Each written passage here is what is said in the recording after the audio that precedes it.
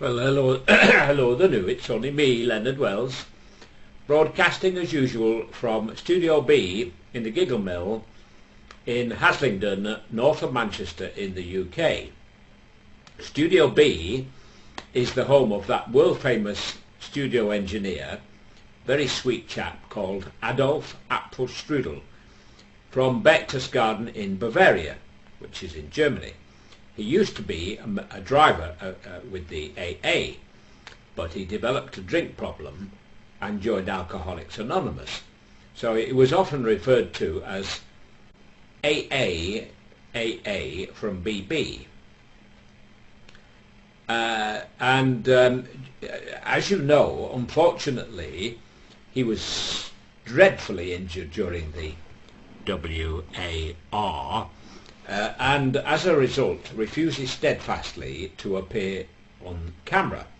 He's afraid it might frighten the children. But occasionally he will wave with a gloved hand for the same reason about his injuries in the WAR. And I'll just ask him if he's in the mood to wave today. Oh, he's back from lunch by the sound of it. So, any chance you might wave to the audience today?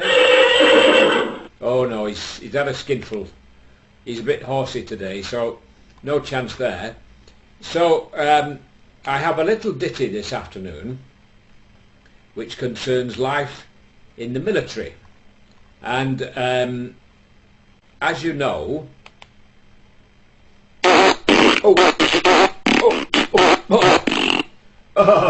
It's these oats, you know. They keep you as regular as a clock. It must be 10 o'clock now. Right. In the military, when an army was on manoeuvres, sometimes they would billet in a town and they'd fill up all the hotels and guest houses and bed and breakfasts and so on. And one particular weekend, a soldier came to this hotel and it said full.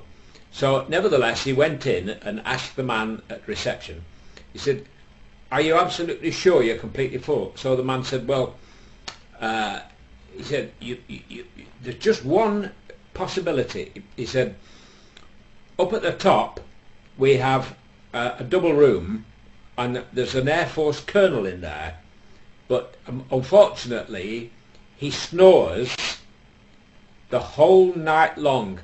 Dreadful snores, and nobody has ever been able to put up with it. So if you didn't mind sleeping in there, we could let you have it cheap.